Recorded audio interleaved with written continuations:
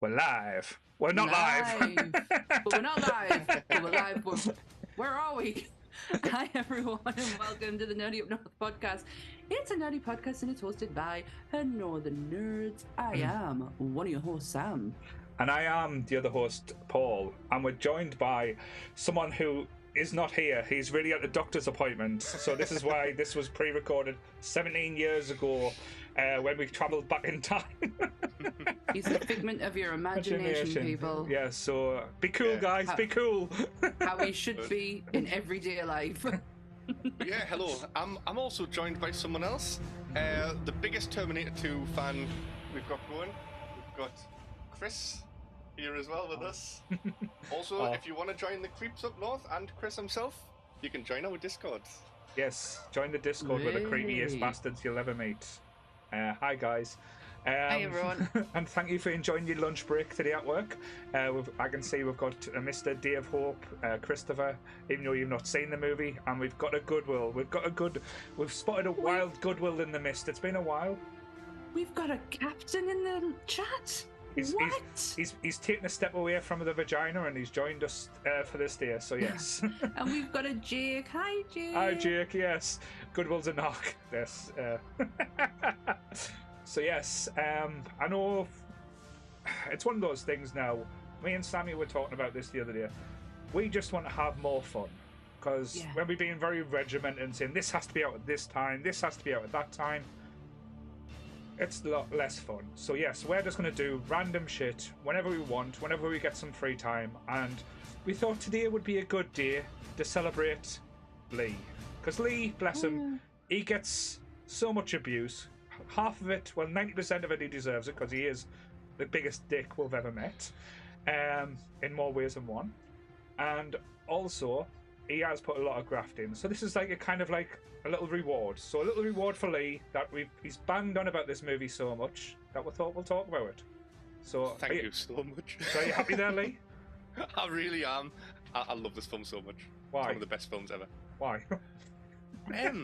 See, to me, it's the greatest action movie ever made. Right.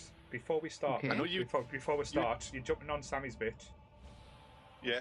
Well, I just feel like if we're gonna make statements, we maybe should get the disclaimer out first, because you know, after the disclaimer, it's all go. That's you can just say what you want. Cool. So, everything discussed in today's episode is our opinions and our opinions alone. If you'd like to discuss anything from today's episode, please come and join us in the Facebook group, the Discord, or the comment section, where we can have an open discussion. But what we won't have is anyone coming for us and telling us our opinions are wrong, because we can all agree to disagree in fandom. So let's keep it fun, keep it kind, and keep the toxic behaviour out of nerdism. Thank you. Thank you. Thank you. Thank you. And that has been said on so many different podcasts, so many different channels, to so many different people, that it's our mission statement. It's what we're getting across in the world today.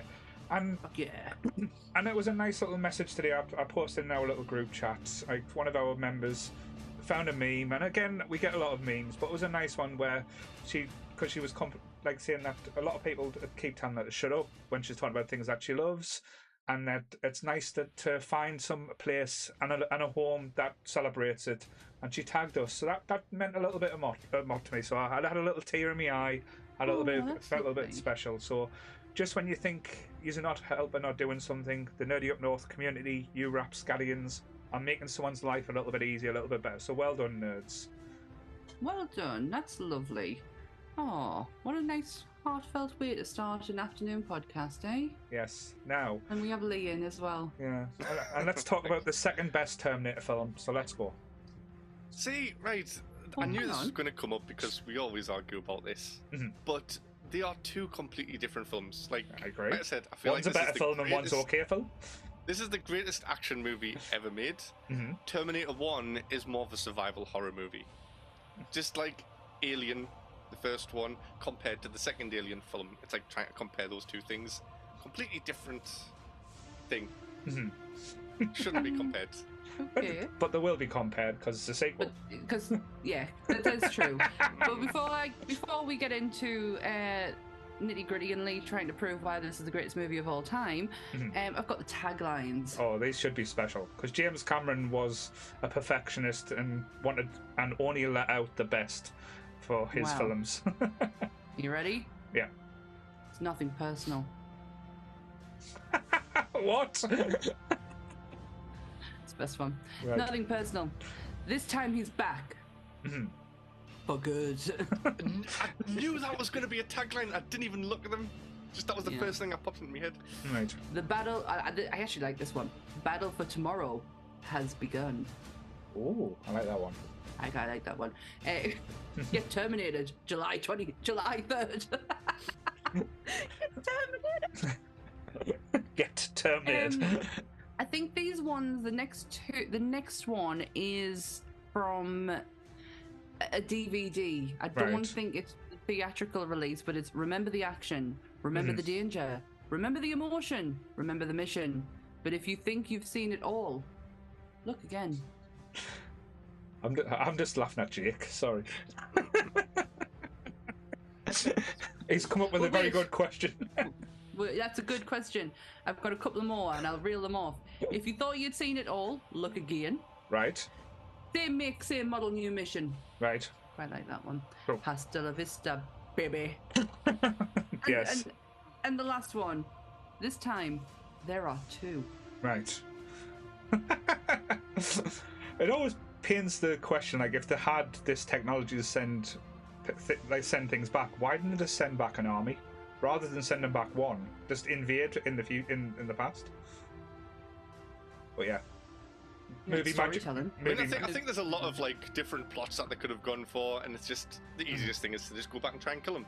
Like the Terminator could have come back, got a job, became John Connor's boss, invited him into the office, and been like, you're fired. Also, Do you want to answer Jake's question? Got a question for What? Lee. So If the a question- Terminator was sent back to the 1980s Sunderland to kill a young Paul and stop non-existent, would you go back in time and become his father to save his world? Lee, are you really big gal? Are you big gal now? no. I mean, that's a difficult one. Like, Lee just I mean, wants me dead. no, right, Oh. of course, I would do anything to make sure you survive, Paul. I think Chris has just revealed himself. Why can't clothes be sent back but robots can? How would you know that, Chris? He's seen it. He's seen the Oh, movie. you've seen this. You've seen this. To be fair, though, You little fibber. that is one of the questions I wanted to ask as well, because, as you said, they got sent it back in time. Why did they Okay. have to be naked? Do you think that clothes can, handle space-time continuum and Well, why travel can you? and- Well, why if it's fibers? Why does your hair? Why they not grow Yes. back bald? They explained this. Well, they just said that like clothes can't be sent back for some reason. I can't remember what the reason was. Right. Well, that's good. That's good note taken there, Lee. Okay. Yeah. And they couldn't come back with weapons because metal couldn't come through. But it's not explained in Terminator 2. I think it's in maybe 1 or 5. So I'm not sure. I'll air me grievances at the start, and then we'll Okay. get into talking film because it is a good film. I'm not gonna. I know I'm joking on most times. I do like the movie. It is an enjoyable film, but there is some things that don't make sense at all. Like for example, how when Arnie's explaining, the T800's explaining about the T1000 being liquid metal and can change into weapons and stuff, but nothing like with components like guns or machinery or moving parts. How does it take fucking human form? surely that has got more moving parts than a fucking gun. It's just a mimetic polyalloy. To what? I don't know, but it just needs like an outer layer, doesn't it? It doesn't matter what's inside. Certainly. And to answer, like, to go back to Chris's question as well, the T-1000 comes back in time naked, but he doesn't really need clothes because he can just make clothes, apparently. He can look like the Silver Surfer. Yeah. Why does he come back wearing, like, having formed that clothes or formed a thing? It has to be a naked man. I think James Cameron just saw Robert Pattinson and I want to see him naked. I want to see Arnie naked. You know, that was the big thing. Last night I watched the remastered version, and it's disappointing because it's completely changed the whole film. So in the original, when Robert Patrick kills that policeman, he bends down and you can see his testicles. Yes. But in the remastered version, they've removed them. So they castrated him as well. Oh. I did not know you could see his testicles. And Kelly, I apologise if I've already upset the Bairns. I'm sorry. Respect the watershed. I mean, he doesn't need them because, like, why would he need to have genitals? Like, nobody's going to see them. Nobody in the future goes, "Are you a Terminator?" Yeah. No. Drop your pants. So yeah, but again, with the if we're airing me grievances, I think the first half of the movie is absolutely brilliant. I can't fault the first half because it's an action spectacle. Then the second half reverts back to saying, "Oh, we don't have any good ideas, so we'll just redo the Terminator 1 gun shootout with the cops, where Arnie is trapped in the building and needs to escape." And then one of the worst endings I've seen for a film that should have been brilliant. What? The ending is terrible. I'm sorry. It's not. It's so emotional. It does, but then you spoil it with Arnie's hand in the air coming down with the thumb up, and it's just like, no. That is one of the most. No. Oh, it's one of the most moving moments in cinematic history. Is the thumb coming up? Is to acknowledge. It should have. It would have been a lot more special if you just saw his face and you saw the eye going from red to black and then going under the lava. That would have been better.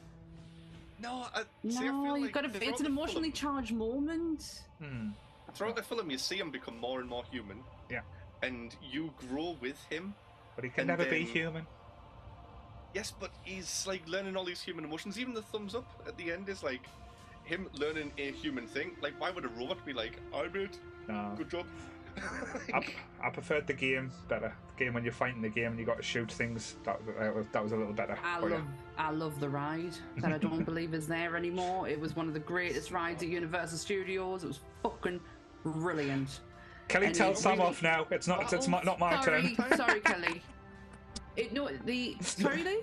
Is it like Battle Through Time or something like that? Yeah, something like that. It's a City Down 3D effect one, and you're in with, like, you've got real life actors, and you've got the Cyberdyne instructor at the beginning, and and you just sit down in a theater and you 3D with Arnie, with Edward Furlong, and it was absolutely brilliant, and I think this is where the spark and love of it came, not for me, but my sister, because instantly when we did that, we went to a video shop, because this is how long ago it was, and we bought Terminator 1.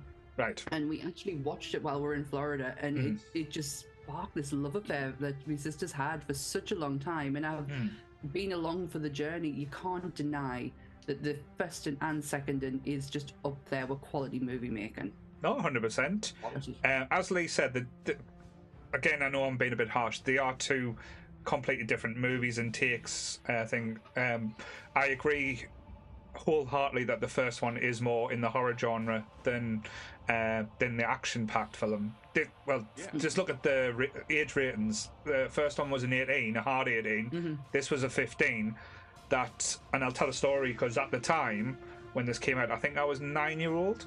They were letting kids under 15 see this movie as long as the parents went with them and give permission, because at the time, and again, this is where like, I'm going to sound a little bit hypocritical. When this came out, it changed the game for a lot of different movies and a lot of different things. Like, literally, we hadn't seen anything like Terminator 2 ever. Like, with the combining of, like, the CGI, the combining of the practical effects, and flipping Arnie from this really scary, nasty monster in Terminator 1 and being the hero. And that was just mesmerizing to see. And again, when I say it's a movie of two halves, the first half of Terminator 2 is just breathtaking. Like, literally, it doesn't miss the beat. The soundtrack's on point. I know Chris has made the joke about it being a Guns N' Roses video. Fair enough, it probably was, and that's not a bad thing for the time. Like the set pieces, everything just looked beautiful. But then again, when you go back, when they get Sarah Connor out of the mental asylum, and she's become this action-packed hero-esque from the soft Sarah Connor that we had in the first one. It's a great transmission, and a lot of credit goes to Linda Hamilton for the work she put in and the work she did for that character. Massively. It was the only one condition she had of coming back for the sequel, was that Sarah couldn't be the same Sarah Connor that you had in the first one. Something had to change, because she needed to grow up. She needed to, she knew all this information of what is potentially going to happen, so she needed to, in a sense, man up. And that was the condition of Linda Hamilton coming back. And that scene where you see her doing the pull-up and how ripped she is. Oh my God, it's obvious. If I was getting chased by a robot, I would be like, well, I need to get fit now. You can't just sit on your hands on that one, can you? And go, oh well, see what happens to you. And the use of doubles as well, especially with Linda Hamilton, her sister, is it Leslie? It's I've got her name here, Leslie Hamilton Guerin. So she had to be used for quite a few scenes where it was like flashback scenes, or like where the dream sequence, so that they couldn't use like a ripped Linda Hamilton like playing in the park with a mini John. So they used her. They used her for a couple of scenes, didn't they? The mirror scene, where she was having work done. They used her for that. Really good use of a twin.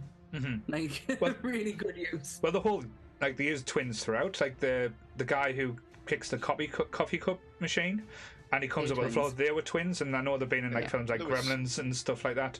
But I don't know if anyone can remember the marketing campaign that for this when it came out. I know Lee would have been very young. I think I was about 9 years old when this came out.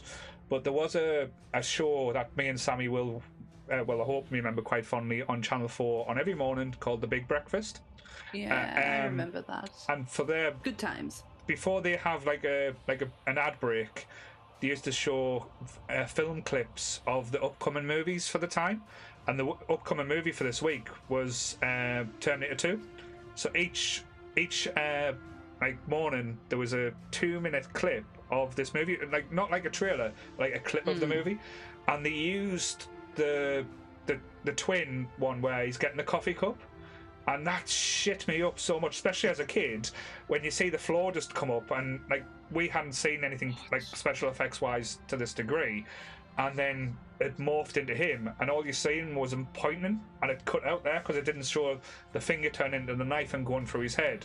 But that was before 9 o'clock in the morning, showing you that. So that's how brazen and like it's disturbing with the twitching as well. And he's like, ugh. That they were showing them type of clips at that time. That floor scene is still, to me, one of the best CGI representations of anything in any film. Just, it's so seamless, where it's like, you don't even notice the floor at first, and then it just... Well, the Industrial Light and Magic did a lot of the work for this movie, and they actually had to grow their artistry, so they went from 6 to 36 just to accomplish the T-1000 coming to life, and it cost them $5.5 million to do, and ultimately it was only 3.5 minutes long. 3.5 minutes screen time and 5.5 million to cost to do. They did some good work, but I don't think it can be. The Robert Patrick in this movie can just not be denied his brilliance and the work he had to do for it as well. He learned how to be able to run and breathe through his nose to the point where he was that good at it. When John is on his bike chasing him, that is genuinely him running after him. He caught up to him with ease because they had to reshoot that scene loads of times, didn't they? Because he kept catching up to him, and obviously they want him a little bit of distance that John was getting away, but Robert was just shooting straight past him because he managed to do this whole thing because he's cyborg. He wouldn't breathe out of his mouth. Yeah, and blinking as well. No, like he barely blinks through the film, apart from when he's talking to other to humans to pretend that he's a human and try and fit in. That must have been so hard as well. It's interesting talking about Robert as well, because if we talk about the casting for this movie, and it's almost like one of those things where you get the perfect storm. Like literally everyone cast in this movie, even like Edward Furlong, who could have been the most annoying character, as proven in future Terminator films when they've cast different people as John Connor, it's never quite worked or felt. It was almost like the perfect storm for the casting. I don't think there's one person that is out of place or feels like like they shouldn't be there, if that makes sense. Yeah. Well, Edward Furlong caused them a lot of problems, but not in the way that you think. Knowing how Edward Furlong, him growing up was a massive issue because of this. Normally movies don't take as long to shoot. This one took nearly 8 months, and within them 8 months, Edward Furlong was growing and his voice was changing. So there's a lot of scenes where Edward had to record over the top of it to make it sound seamless because his voice kept breaking all the time. I love his voice breaking in it though. Like it makes it seem more realistic and more intense when he's like, "Go on!" There's towards the end of shooting, he was catching up in height to Linda Hamilton. Right. So, and obviously, consistent with the timeline of the movie, that doesn't work. So, they had to speed things up in relation to Edward Furlong's shooting because of his growth was causing them a problem. Poor lad, man. But if you have any, I know Edward Furlong has a history of whatevers. Michael Rosenbaum had him on his podcast, and it's such an honest conversation from an ex-addict who, it's a brilliant conversation. I do recommend going and watching it because it will make you think differently of him. It's always a one when it comes to him, because you always want to think of the positives. I know, like, everyone has the demons and everyone has the problems, so it's hard to look past certain things, but he's a very troubled person, and you can tell in this movie that because he portrays pain and hurt so well, especially with his relationship with, like, say, with Linda Hamilton's Sarah Connor, because you can tell she loves him. It's almost like at the start, it's not, she doesn't love him as a child, it's like loves him as a savior, which is scary to look at, and how things like where she's willing to die and kill people just to make sure that he survives. It's quite evident that from the in the film, I've got to stop calling him that. Edward Furlong has very true to life experiences. He was raised by a single mom, and when him and Arnie got together, they were so close. He found this father figure that he'd been looking for, and it was Linda Hamilton said in an interview that it was breathtaking to watch them work together, to interact with each other outside. They were always together. He'd give him life advice, he'd give him women advice, which Linda said sometimes was terrible. But it was his performance is really true to life. And this is why you get such a great chemistry between the two, because John and Edward are both, they don't have that man in their life. And I can't speak from experience because I ain't no dude, but it's got to be a huge importance to have that kind of figure in your life. A man can only do so much. And that's why I'm happy that Lee went back in time and gave me that experience. Yeah, thank you, Lee. Thank you, Lee, for saving me and creating me as the man I am. This is all Lee's fault. Just going back to when you said that there's nobody out of place in this film, I think there is a few, but not main characters. Right. So Pepsi sponsored a lot of this film. And there's a lot of people just walking around, like, especially at Cyberdyne, there's one guy who spends the whole thing holding a can of Pepsi, and he's like holding it right in front of the camera, going like, if you just look over there, we've got these, product placement. To be fair though, Lee, this was he's holding it for like 3 minutes. Yeah, but like with you being a young'un, you won't have experienced like the glorious 80s and the 90s where product placement was key for literally every. I watch a lot of 80s movies. It's me life. So watch Wayne's World 2. And then you can't judge any other movie after that. The pizza and the Pepsi and stuff. Yes. Yeah. You can't do that anymore, though, can you now? You're not allowed to do that. You can't put blatant product placement into movies anymore. Because Motorola used to be a huge one. Remember Motorola phones where they'd spend ages on the front cut thingy and then they'd flip them up? I think they still can, but they've got to pay sponsors because Coca-Cola still gets a lot because like the trucks are always falling over and stuff. So I just don't think you can do it blatantly. Yeah. Like you can't just do it like how they used to, like as Lee said, holding the Pepsi can up for fucking ages. Go on, Lee. I'm going to say the worst one is the corridor when the two Terminators finally meet, and there's a guy up against the wall like that. And as soon as it starts shooting, he's holding a can of Pepsi and jumps out like, directly in the line of fire just to get that Pepsi shot in. See, that's why this is a number 2 movie as well, because if you're going to have a number 2 drink, it's... True. You fucking take that back. How dare you? Oh, we're going to have the Coca-Cola challenge with Sammy soon, so that'll be fine. I can drink it in a can. I cannot drink it any other way. I think it's disgusting. But Pepsi, and I don't even like full fat Pepsi. It's horrible. Just Pepsi Max. That's it. That's a word from our sponsors today. That's fine. Yeah. Just to go into the... I just want to go into the T1000 a second and the work that went into creating said T1000.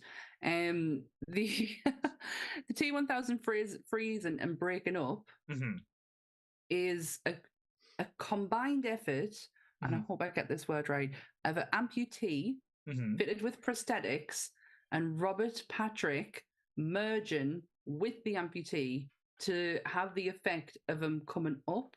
All right.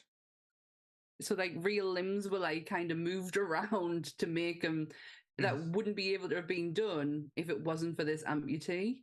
Right. So the practicality that they use for all CGI is very prevalent in this movie. Practical effects were used quite a bit. Yeah, I saw the making of, and you know the bit where he gets frozen by the liquid nitrogen and you see him like falling apart. That's a good one because they actually did build the model. I know the CGI of him come back together like that. That's when like the heat, but like they used a lot of the practical effects to like model building, like especially was work, I think. And that leads me on to the thing I was just about to ask as well. So thank you, Sammy. That's a good little segue.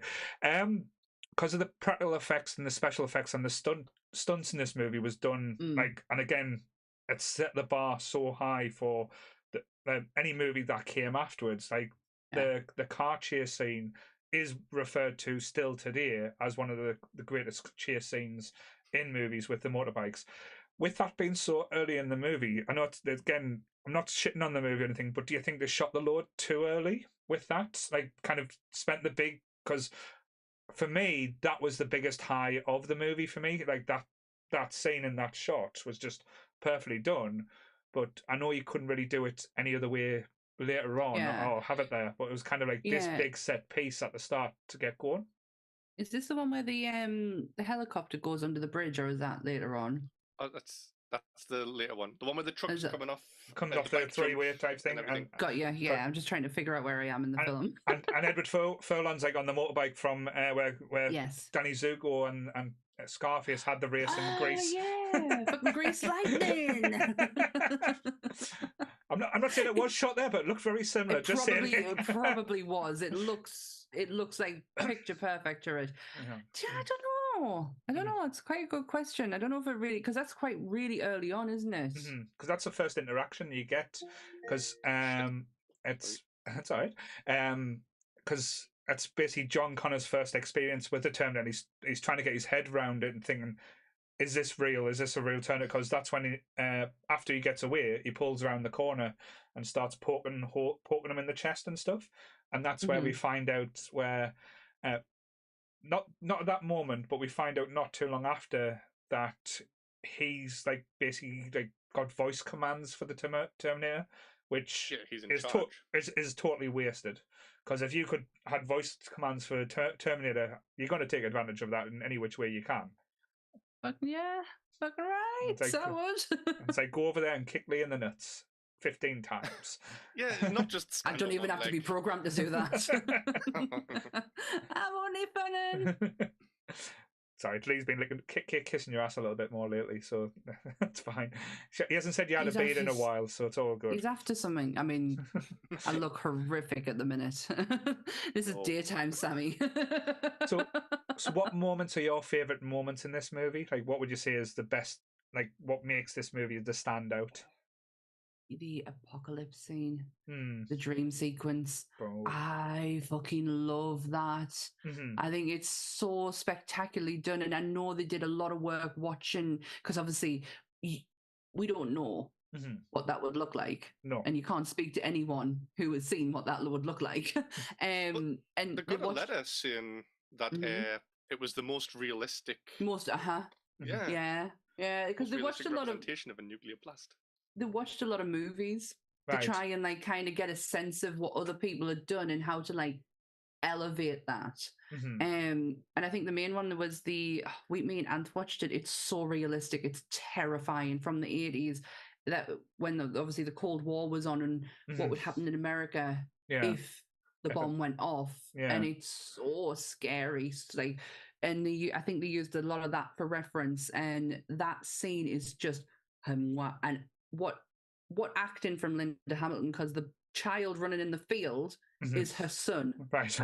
It's her actual son. So it's not really that acting, it's probably real emotions that she's feeling. Yeah, real life, but it's so well, like, I don't know, it's so well done. I love that scene so much. I shouldn't. I think it was looking at it from cinematic.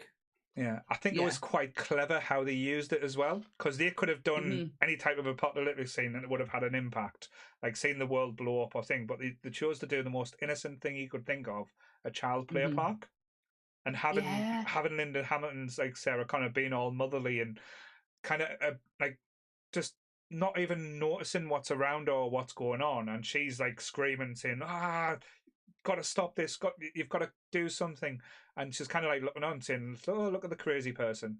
And then the horrific nature of the blast, and it was like the stages of it as well, because it's the initial hit where she's holding onto the fence, then it's the fire and she's like still, then she's on fire, then it's the blast afterwards that knocks her into a skeleton. It's just like everything about it is just horrific, and it's just and it used the term, it burns the image to your memory that you'll never forget that. You can't get, it's her grabbing a hold of the fence, and it is absolutely unreal. I love the opening to where it's explaining everything, and you get to see the Terminators. Yes, reminds us so much of the ride. They are actually animatronic Terminators. They are real life workable animatronic Terminators that are used, and they have them in the show as well at Universal. Just me. I do love that bit. There's so much that I love of this film, but I'm going to let Lee take a turn because I'll just rehash the whole movie. No. Favorite bit is the bar scene, the biker bar. Just that whole scene. They almost cut it as well. Like the studio wanted it taken out, and James Cameron was like, "Fuck off." But you know that they used an actual bar for it, and the patrons in there, even though they'd seen that the fact that Arnie is like, it's Arnie. They saw they saw the cameras, they saw the crew, they saw everything outside. Genuinely thought it was real. So they probably had a few too many to drink, to be fair. Have you seen behind the scenes of what he was wearing for that scene as well? No. Oh no! Bright purple and green Hawaiian shorts. Why?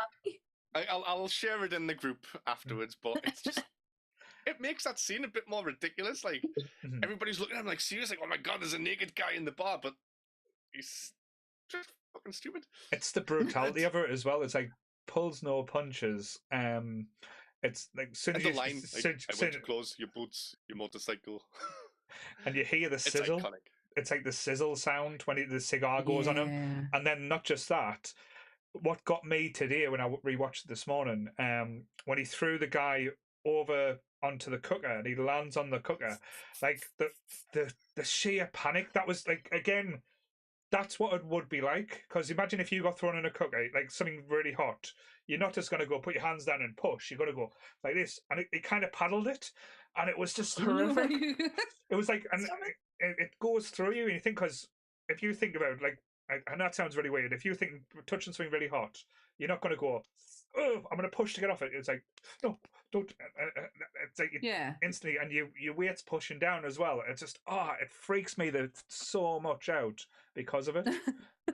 And then after that, he gets stabbed in the side, doesn't flinch, just takes it out and stabs the guy back. And then there's still people waiting around with like pool cues, like it sinks in for a moment. You can see them going like, oh shit, like, nothing's gonna work on this guy, and they'll all just back off.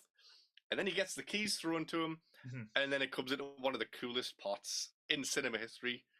Arnie walking out that bar, like, like sticks his sunglasses on. But he doesn't just stick the sunglasses on though, because he gets on the bike first, and the bar owner comes out and says, "I can't make you take the lad's wheels, son," and he's like. He just walks over to him, takes the gun off him without even flinching. But this is, again, a glorious time where we had movie trailers that didn't show you too much of the movie. So at this point, if you, like, imagine if you've not heard anything about Terminator 2, you've seen Terminator 1, and you're coming in watching Terminator 2, and you know Arnie's the bad guy, and you're thinking, oh shit, he's just going to kill everyone in this room. Because like all they've hinted at is 2 people's been sent back. They've not told you who's been sent.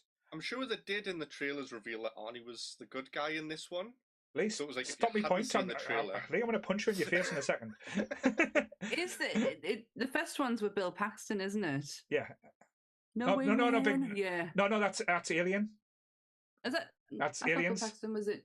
No, it's Bill Paxton is in Terminator 1. He's in Terminator 1. Yeah. Is it not the guy whose coat he takes, like the clothes? Yeah, I thought it was. Yeah, it's Bill Paxton. Oh, shit! Man, no. Yeah, because the meme, because the person who fought the Terminator, Aliens. Yeah. And, sorry, that's my fault. Because when you said no way, man, I was like, no, that's Aliens. That's yeah. No, he says it quite a lot. I'm sure he said it in Twister and all. As he threw his bottle of whiskey at the Twister. You would though. But yeah, because. Going back to the point I was trying to make before Lee spoiled it, if you watch this movie and you hadn't seen any like aspects and you still like the movie magic's still there, because now these days everything is spoiled to the degree where you know the inside and out. Like Deadpool and Wolverine's coming out next month, we pretty much know the whole plot and all the characters that's going to be like in that at this point of the movie, which is not disappointing, but it's kind of like, I wish the mistake of movies was left a bit. But if you're coming into the movie now and you're not knowing whether Arnie's the bad guy or the good guy, but how he doesn't kill the bar owner, that kind of gives you like a hint of where the film's going. Because Arnie in Terminator 1 would have just went, boom, shot him in the head, and then took what he wanted. Yeah, he would have. Absolutely would have. I feel like Lee had more to say, so I stopped talking. Well, actually, I suppose maybe he wouldn't if it's a bar full of people, because if someone runs away and reports him for murder of like 50 people, I don't think the Terminator's worried about murder, because they're not going to put him in chains and lock him up. Well, yeah, but it's going to alert presence to him, and he's an infiltration unit, not a killing machine. He's an infiltration. So there's different types of Terminators. Are we there? Yes. Well. So there's the T-800, which is what Arnie is underneath. What is he in the first one? T800. Technically, is a T101, but without one, you can't have the other. So the T800 is the endoskeleton. Right. The T101 is the endoskeleton with the actual skin layer over the top of it. Okay. And I think in this one, he calls himself the prototype.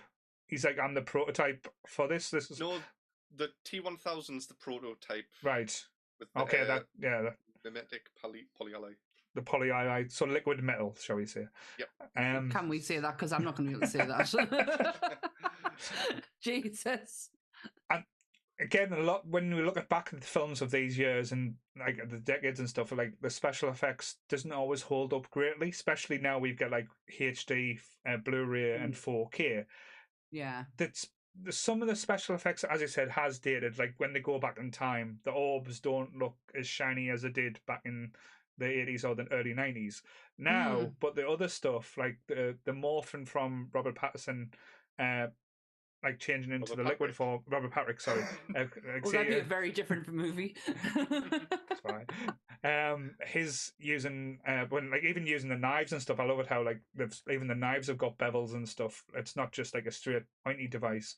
I still think the special effects does hold up well compared to even to some of the today's music, even like some of the later day Terminator movies that we got.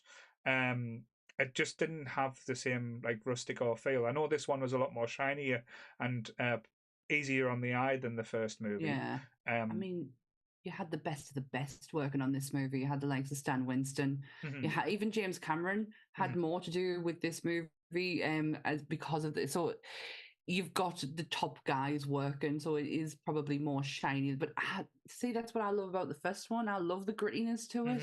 Yeah, I love that aesthetic about it. But again, I love that they are two completely separate movies.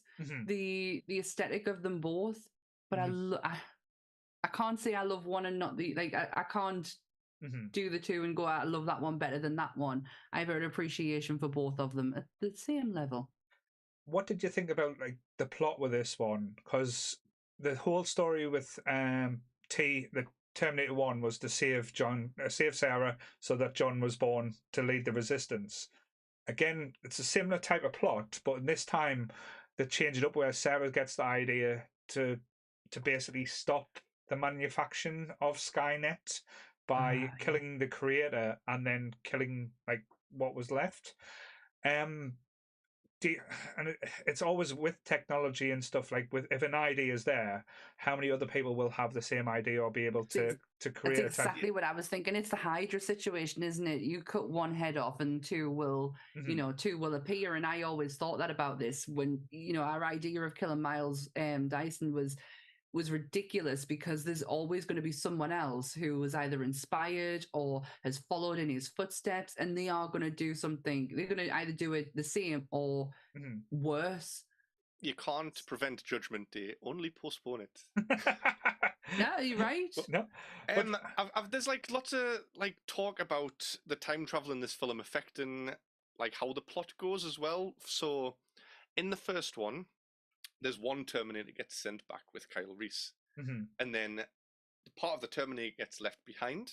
And there's a theory that did that being left behind cause humanity to evolve faster with the chip and the cybernetics and stuff, right? Which causes for a more advanced Terminator to be sent back in the form of the T1000.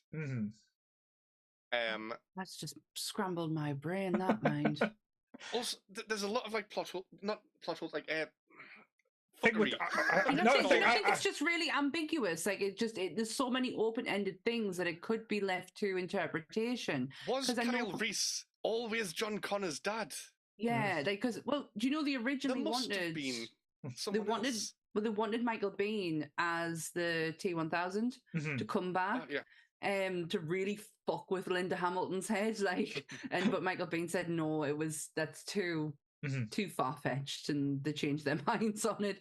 But I just think this whole movie is open-ended. Like the ending of it, they originally wanted it where Linda Hamilton, it was an older Sarah Connor and an older John Connor, and they were in the park with her grandchildren, and that's how they initially wanted to end it. But they kind of do end it like that in the Skynet edition.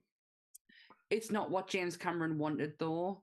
So I know that it's out there, but I know that it's not because he wanted open-ended. Yeah. There's never a full stop. To be fair, though, would you fuck with James Cameron with the rumours that he used to carry a gun to set so the studio executives wouldn't like talk to him about changing to his movies? He used that's true. Like the set of Titanic, he had a rifle, and if he used to point it at studio executives if they walked onto his lot. I fucking love that. That's one way to stop a studio coming in and fucking with your ideas.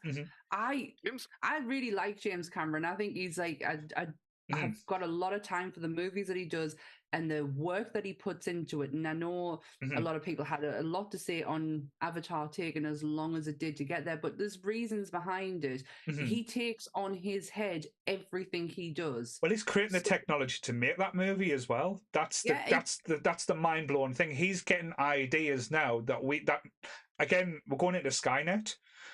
He's creating his own Skynet now. But he did it in Titanic. He created machinery to be able to go down to the wreckage for just a short period of time. Not these billionaires with Xbox controls. Yeah, exactly. But he did the work to be able to do that. Like, there's a reason he takes as long as he does is because of the work, and everything is on his head. So it makes sense that he wouldn't allow studios to come in because that it has to be all him. Yeah. Fucking love that. He even stands up to Arnie. Like in the first one, Arnie was going like, well, I think a machine would actually say, "I will be back." And he's like, well, what does it say in the script, Arnie?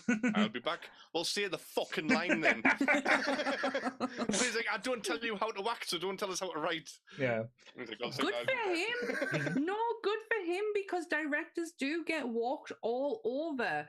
When we did Vampires last week for Monsters, the working relationship between John Carpenter and James Wood worked because they had to have an agreement that John gets his take and James gets his take. Yeah. Who the fuck are you, James Woods, to come in and say this is how it should be done? And I know it worked out brilliant for him, and John said he has a lot of love for the man. But in my head, I'm like, no, this is my interpretation of it, and you are just here to put that onto screen.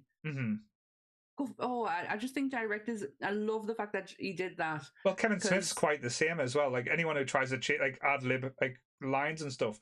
I remember Ben Affleck saying, "Oh, do you get much sway with Kevin being your friend?" And he went, "No, he's actually worse for me with his being a friend. He tells me these are the lines I've wrote. Say them or fuck off." Yeah, because do you know how hard it is to be able to write dialogue for someone else? Like you've not only got to be the person who's writing it, but you also have to be the other person who's saying it and have a completely different personality to who you are. It must be so hard. And then for some fucking jumped up actor to go, well, I think this will be better. No, fuck off. Fuck right off. Sorry, Kelly, for the language if he's still kicking about. She's probably turned off, going, no, don't listen to the potty mouth people. Don't listen to them dirty northerners. the naughty boys and girls up there. But talking about Skynet as well, because I think like back in when these came out, like we thought it was the most outlandish thing like coming, like, oh, that but is it? Computers coming over and taking over and having such control over like the world and stuff like that. Yeah. Is it a little bit scary now with like the levels that's coming out, like especially with AI stuff, like AI art being such a hot topic? But then if you think about like AI, again, if we're going to stay on brand, I know there's a contact center in Sunderland just closed down, Tombola, because they've replaced all the chat moderators with AI. So it's ridiculous. We are heading into a Skynet universe. Yeah. So all you people buying this AI art. When the world blows up, it's all your fault. It's all your fault. I hope your AI pictures can protect you. And it's quite a sombering thought as well, especially when they do the whole scene at the beginning where the short when you get Sarah Connor telling you about the future, what it's like, and how Skynet eventually takes over, is basically saying like it become a sentient being, and before we realized, we tried to pull the plug, and it almost like it was a self-defense mechanism where I thought man was enemy. So it's almost like the Starship Trooper episode all over again. Man shot first, and then like Skynet kind of retaliated. Yeah. In the worst way possible. I think it set nuclear bombs to fire at Russia, then Russia set the nuclear bombs to fire back. And that was the time, the Cold War was like, was it, when did this movie actually come out? I forgot to get the date. 91. 91, yes. So you're just coming out of the 80s, out of the Cold War. So that would be quite, prevalent with like with US, And I think I can't remember the dates now, but wasn't Judgment Day meant to happen in 2020? August the 27th, 1999, I think. Right. August the 29th, 1997. Yeah, but like, and the flash forward is when John sent back was 2026, I think. But again, 35 years. Oh, he's not even there yet. No. 35 years from the date that the film's set is when John sends people back. Right. Okay. Well, or when he meets Kyle Reese, I can't remember which one they say. Hi, Dad. Kyle Reese, man, he's the best. I'm sending you back to bang me mum and die. Well done, son. Go do your job. Do it for your country. The good red, white, and the blue. Didn't think I'd get a Grease 2 reference in here today. Oh, that one was just for Kelly if you're still watching. She's probably not. Lee's just looking at it. Oh, I'm so disappointed in you. You're singing musicals on my podcast. I hate musicals so much. What is wrong with you? What happens if they've done the Terminator the music? I'm sure the Terminator the musical. I'm sure it'll get made. Hey, yeah, they're doing a Lost Boys the musical. There's a skit online of like Arnie singing in a Terminator musical for some parody show, but I can't remember what it's called now. But it is hilarious, and I would watch it. Do you think this movie would have the same effect as it does on us today if Arnie hadn't done it? No. Do you think he is the glue that keeps this all together? I think it's been proven in the sequels that came in, even the ones where we've had Arnie in, it doesn't have as impactful. And I know, like, there's ways and means they've done. Like, I know they tried Terminator 3, they killed off Linda Hamilton, didn't quite work. But I think that was just down to poor writing and the story wasn't strong. And then we got Salvation with, was that the one with... I like Salvation with Christian Bale. It's not a bad movie. But when the film's more famous for Christian Bale kicking off about a photographer than anything... Good for you! And then we got, what was the last one? Dark Fate. No, we got Genesis after that. Genesis, right. Which the reboot. Right. So is that the... Oh, gosh, I have seen Emilia Clarke and Emilia Clarke, that's Courtney, it. That was... Oh, Jesus Christ. That was so bad. Jai Courtney. The only time I've ever appreciated him is when James Gunn, he was under James Gunn's wing, is the new Suicide Squad. Can't stand him in anything else. He was in Spartacus, and I liked him in that, but that's the only time I've seen him show any emotion. No. So what's the one with Linda Hamilton in? Dark Fate. Right. Dark Fate. 2017 did it come out, I think? It wasn't that long ago. It was either just before or around about lockdown, I think. Oh, that would make sense, yeah, because we watched obviously a lot of movies, had a lot of time to catch up on shit. She looked but she looked incredible though. Yeah. She looked amazing. And again, because I feel like with certain women action horror stars at the time, they were trying to like do this whole comeback, because obviously Jamie Lee's was really successful in and I only say the first Halloween. I'm not saying anything about the other ones, but in the 2018 Halloween, and then just something's not landing right. They tried again with Sally in Texas Chainsaw, just doesn't land very well, and then again with Linda coming back, and I don't know why it's not landing though, because in my eyes, it should be just the same as when Jamie Lee came back. I think they need to stop trying to shoehorn Arnold Schwarzenegger into these films. Yeah. Like, it doesn't have to be there. There is a T-102 model as well, which is exactly the same as him, but with a different exterior skin. They could cast somebody else and send him back and do just as good of a film. Yeah. But to add old T-101 as an old man called Carl, it's just stupid. Like, he doesn't have to be in it. I think the problem is with the Terminator, it's a money franchise. Anything you do, like even like marketing and stuff, it will make money, and studios like that. But I don't think you can recapture what we got. If you like, because as you said, Terminator 1 and Terminator 2 were such different and such complex different movies. It's hard to really like continue after that, like at a level that you want. You would have to tell a new story, and I think what they tried with Salvation was probably the most interesting version that you could get. But I agree. Do the movie, but don't call it a Terminator movie. Like that. Try something different within the universe. And I noticed how we're not talking about 3. Yeah. Like Kristanna Loken, I mean, no disrespect to her, she just wasn't menacing enough to be that villain. Like Arnie in the first one looks terrifying. Yeah. Robert Patrick is one of the greatest evil characters ever.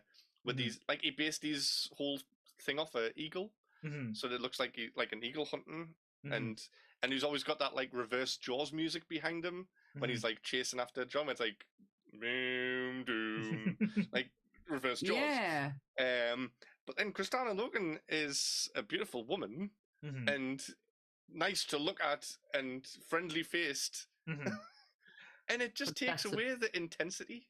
Yeah, of how the scariness of how you're meant to feel. Yeah. Speaking of Wayne's World, Robert Patrick's.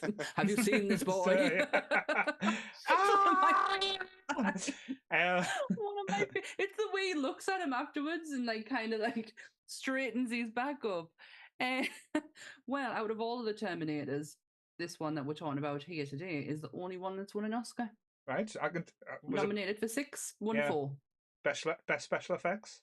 Didn't even get the list, mate. I just wrote down how many they won. I didn't, but you're probably in the right track that special effects is going to be. Did the first one not win any awards? No, I don't think so. No. Oh no! But the second one did. Do you not think the first one's quite indie? Like it's quite. It's not like big Hollywood blockbuster like this one is. To be fair though, if we're going to go get into Oscars, it's who can suck the biggest dick to get an Oscar. Yeah. So. It is true. It's when they didn't want to class, like, say, Silence of the Lambs as a horror to get them nominated. So I'll take that with a pinch of salt, my friend. They had no choice for Jordan Peele though, because he wouldn't back down, and he won. So get the fuck in. Yeah, I don't hold a lot of stock in the Oscar categories, but I just thought it was interesting out of all of them. Yeah. And it probably was to do with CGI and.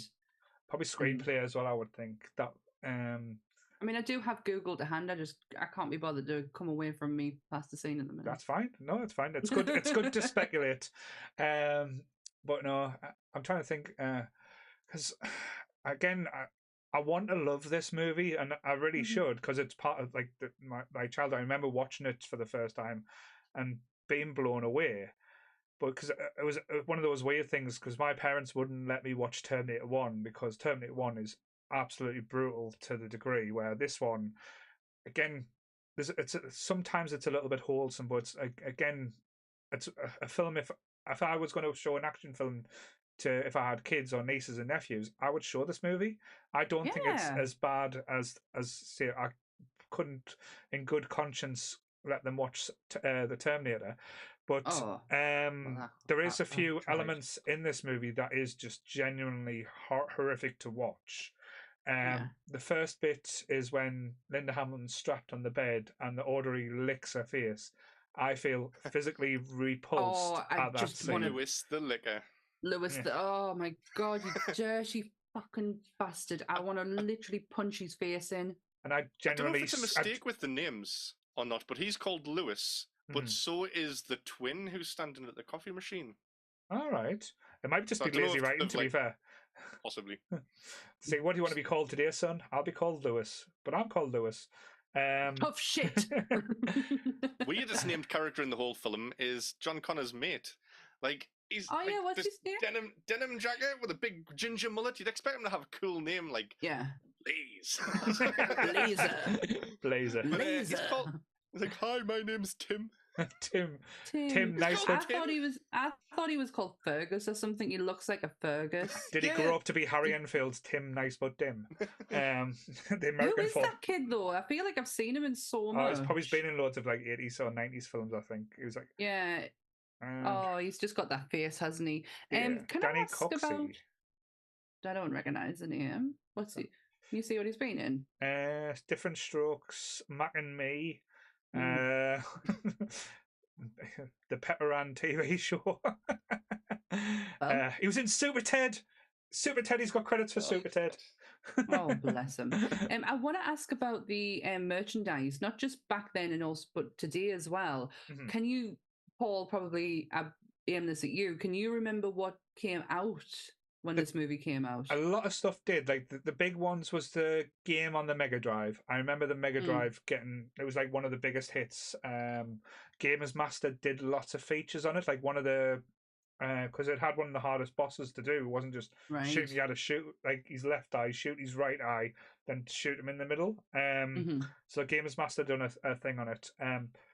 There was, I don't know if this was Terminator 2 or was Terminator 1. So again, I might be showing my age here, but there was a set where you got the Terminator exoskeleton and you put it in like a mold, and it was like kind of like putty, but it hardened at the same time. So you pressed the putty down, and it gave the exoskeleton skin. And when you took it out, you could play with it, and then you pulled it up. You could pull the skin off, so you could imagine this as a kid. It would be the most amazing thing, but if you're a little bit sensitive, it was also the most horrific thing as well. So the way you've described it there sounds terrifying yet intriguing, but terrifying at the same time. Oh wow! But it was. I think they had it in. I think they had it in the retro rooms not too long ago. But I remember walking in and seeing it. But yeah. If it's there next time, point it out. But yeah, it was. I remember having an action figure of Arnie where the arm switched to a machine gun arm, which I don't know if it was just like a RoboCop ripoff or something like that. Yeah, because that doesn't happen in the film. Like he never switches his arm for a machine gun. No, it used to unscrew, and he used to. Yeah, I remember that was like it was during the what's it called, G.I. Joe stage, where like say the different G.I. Joes modelled back from the years ago when it used to be like a doll, and then they start going to like the little 6-inch action figures. So they brought them out, and they used to have interchangeable parts. So then all the toys at the time, I think they brought out like the RoboCop toys, Terminator toys, Batman toys, where the Batman had different outfits and different things. So everything was about the accessories. So the good thing with the Terminator being a robot, you could then interchange body parts for accessories. Oh, interesting. Is there much merch nowadays for Terminator? It's not something that I'm looking at for, so I wouldn't know personally, but I don't know if you guys have ever looked at. It's always been around. The NECA figures has always been a range that's where I thought do good models. McFarlane did the movie Maniacs for quite a good run. They were like the old movie Maniacs, where you got like Freddy, Leatherface. They had the T-800 and the T-1000. Is that the big tall figures? Is that the no? Just like the little miniatures, almost like the NECA figures. Like this. No, not like that size. Not that scale. I think you could get them at that scale as well. Right. But I think at the time they were heavily on like the accessories. I think Harley Davidson promoted themselves quite a lot with Arnie. Ray-Bans, the glasses, you could get your Terminator glasses from Ray-Bans and stuff. I think the leather jacket did well. Like a lot of people wanted the Arnie leather jacket from Terminator 2. I mean, the 90s was just all leather anyway, wasn't it? Yeah. As we found out with James Woods.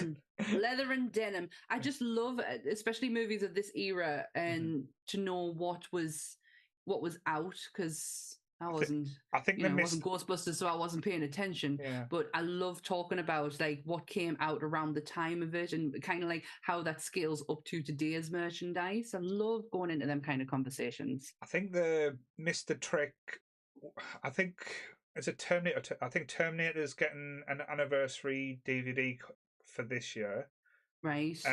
Terminator 2 had one a few years ago, but it wasn't that great. But it, with DVDs and releases now, it's kind of like steelbooks or boring. But when Salvation came out, you could actually get the Terminator face as a DVD cover. I think I've got it in my other room, but I'm not going to go chasing for it. But basically, it was like a flip Terminator face where you could open it up and that was your cover. But it didn't store well because literally it was a flat face and doesn't stand up or anything. So you've got to lie it down. You've just reminded us. I do have a metal plated Terminator face kicking about somewhere in here. Another Loot Crate special. I think when Terminator 2 came out, like the 80s was big for toys. Like any film that came out wanted like the toy range, but it was more video games in the 90s. So that's where Terminator kind of like come stronger. That you could play it on like the Super Nintendo or the Mega Drive. Yeah. Mm-hmm.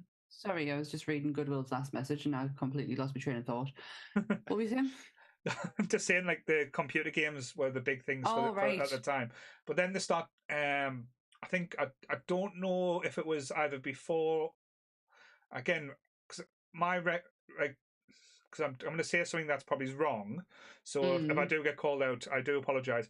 But I think what followed Terminator 2 was an interest in the Terminator comics, because then we got Terminator versus Predator versus Alien, or Alien versus Terminator. We got that type of comic range. I can remember finding it after Terminator 2, but I can't remember much before. So I don't know, because that's when the talk always started, where we were going to get the Alien versus Predator franchise. Or the studios wanted to elaborate on all of it, and it didn't just, it wasn't just action that was touched by it, horror was touched by it as well. It was, they just wanted the verse upon verses. Because I know they've really tried to get the Terminator involved in these franchises, but they couldn't get the rights. We don't know how to help them. Unfortunately, we didn't get Arnie after this killing bugs in a movie, so that he could be an ex-Terminator. An ex-Terminator. I don't know what I get. An exterminator. Oh, for fuck's sake, Lee. Right, where's Lee's microphone? You are muted now, son. Oh, sorry. I love it. Do you know what? If I wasn't that tired, I would be laughing my arse off at it once I'd get in it. I'm so sorry. That was really, really good. Do you know what I find interesting as well is the food side of it, like the Burger King, the Burger King meal deals and the Happy Meals and that. I love the promotional side. Especially like in the 80s, early 90s, they really went hard on it. Like we don't do that anymore, especially for films that aren't kid friendly. Because you wouldn't if you go to McDonald's now, you're not going to get because the Alien film's coming out this year, you wouldn't get Alien toys. But you would, back in the time of our youth, you would get Terminator toys. You would get Batman Returns, which was a 15. You would get RoboCop. Yeah, just to name a few. Like them type of toys would come out with your Happy Meals or your Burger Kings, which again just entices kids and stuff to watch these movies. And that's where I think the studios kind of grasped on that, and that's where they are a little bit more reluctant these days to do hard 18 movies or hard 15, because they're not going to get say the money growth or anything that they want.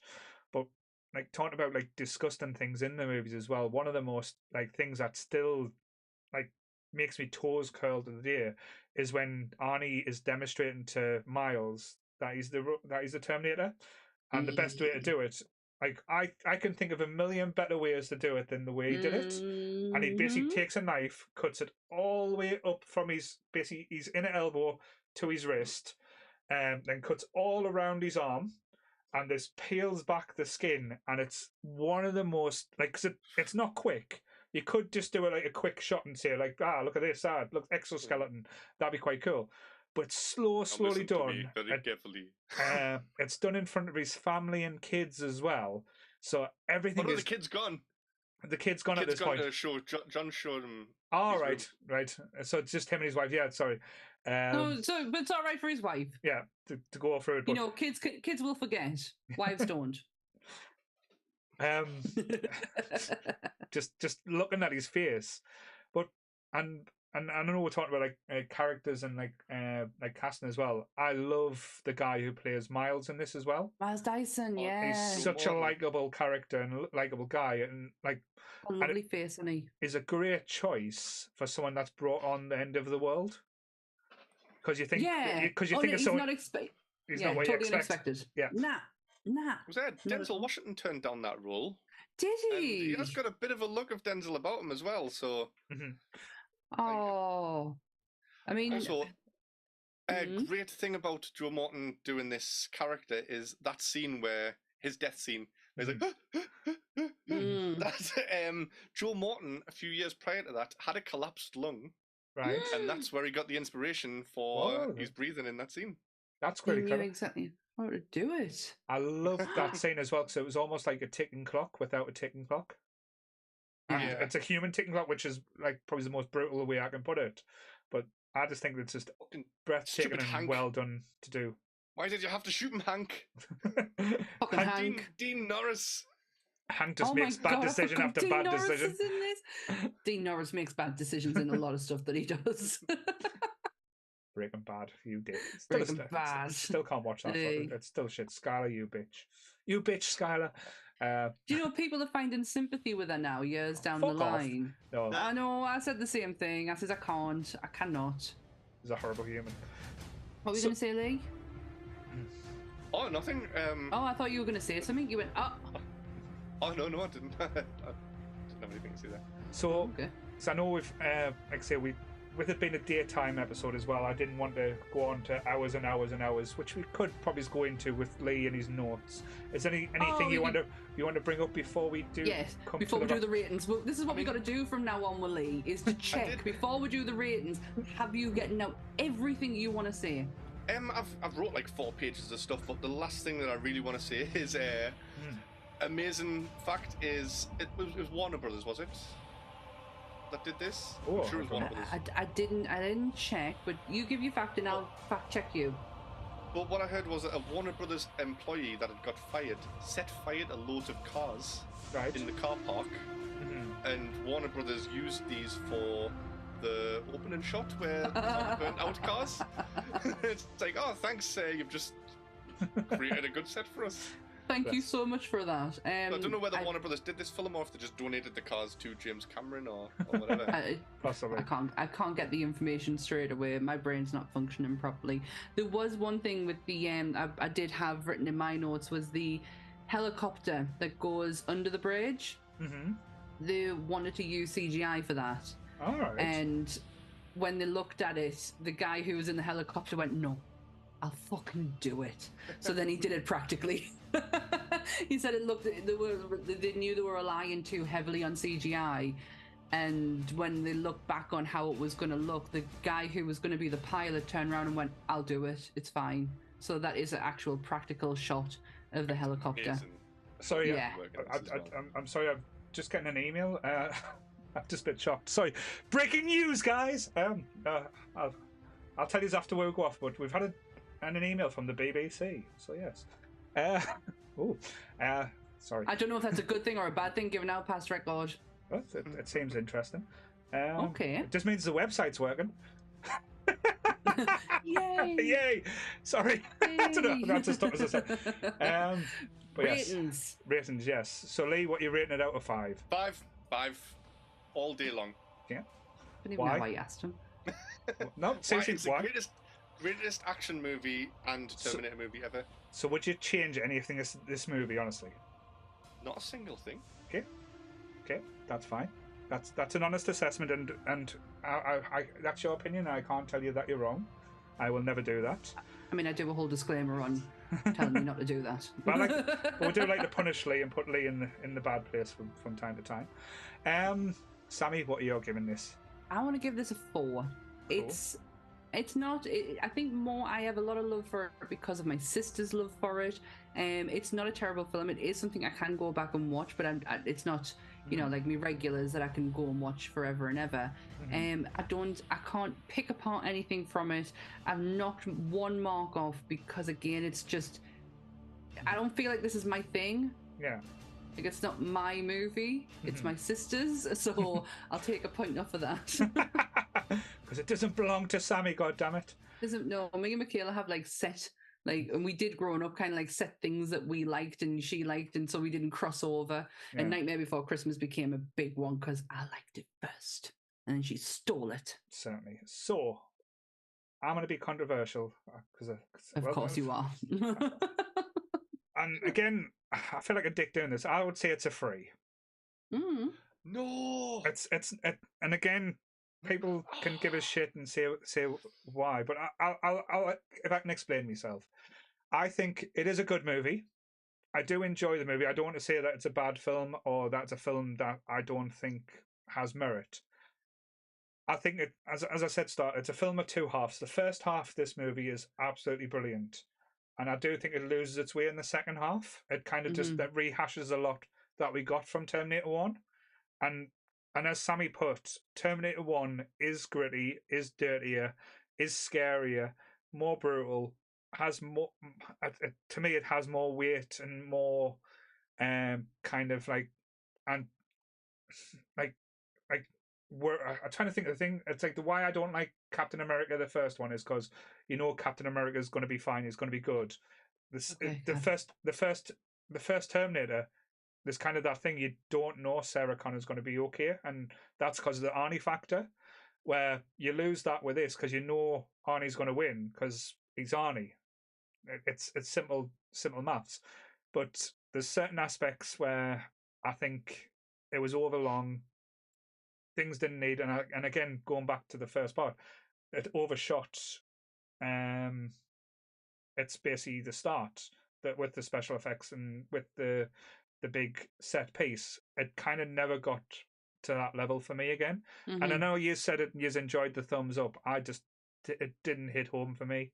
I liked the speech. I thought Arnie's little speech and everything was so well done, and it was perfect thing, but it was just spoilt by having a thumb in the air.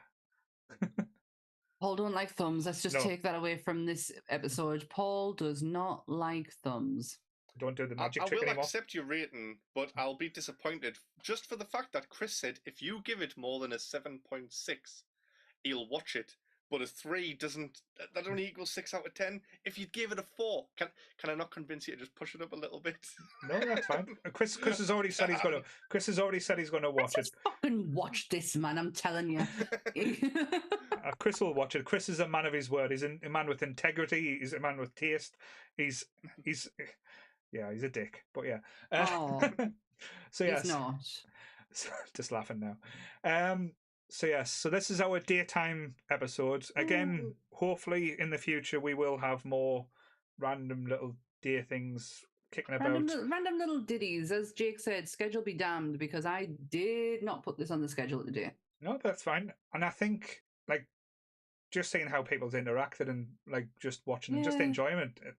I think we're going to be putting more stuff out during the day because it gives people more chance to watch it. Like, even if you think through your lunch break, you're not having to wait from home. Yeah, you're not having to wait till night time and put your kids to bed or wait for tea. And there's not the obligation to watch it straight away. I think a lot of people with the podcast do think that if they miss a premiere, they might as well not watch anymore. But it's always there, and you can watch it. And again, there's no continuation. Like if we talk about Terminator 2, it doesn't interact with the great outdoors.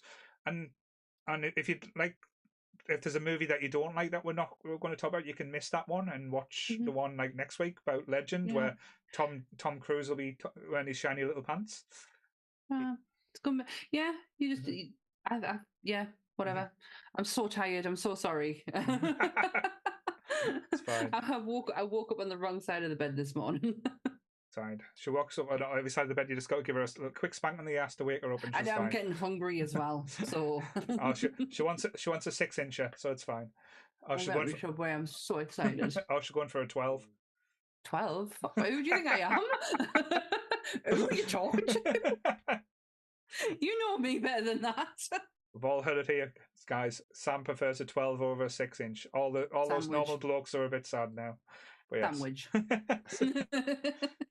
Always a sandwich.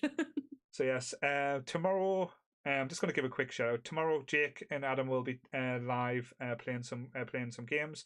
Thursday, the Hobo Lee will be playing some games. Did you see what I put on the schedule? Yeah. It's a Lee stream. That's it. Yeah. Lee's just going to sit there and piss on a stream, but yeah. Ew. Also, Lee is the stream. The Swartz. Friday is Trek. Sunday is the normal, and then Monday is Monsters. Saturday is also House of the Dragon, just to put that in there. Yes, I did forget about that. But did you just want me to put that up in the morning and just put that up? I don't want to premiere for it. It's just we're laying the groundwork to see where House of the Dragon lies within the Nerdy Up North community, because it's not something that's been brought up before, and it is airing on Sunday for Americans and Monday for us UK folk. So yeah, it's going out on Saturday. Whatever time Paul decides is up to him.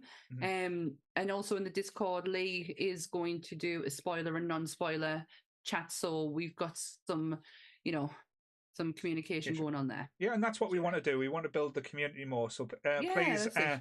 I say like the video, comment on the video. Comments do help. We do love you in the chat. If there's an episode that you like, even the previous episodes, please share it. Please tell other people about us. Tell us in the comments why you love these movies. Yeah, if you've got any friends or family, unlike Lee, who has no friends other than Bex. We are his friends. I love Bex. Bex is lovely. And I mean, I'm not surprised. And get Chris, we've got to get Molly to watch 13 Ghosts there. Yeah, that's the thing this week in Discord. Let's get Molly to watch 13 Ghosts. Yay. So as Paul said, please remember to like, share and subscribe. Hit the notification button so you don't miss an episode from Nerdy Up North. That's it. That's all I've got. So same bat time, same bat channel. Stay nerdy, everyone. Hasta Bye. Hasta la vista, baby. I've just left him on stream. I'm not turning it off now. It's staying there. Just get on your seat. Good. Bell end.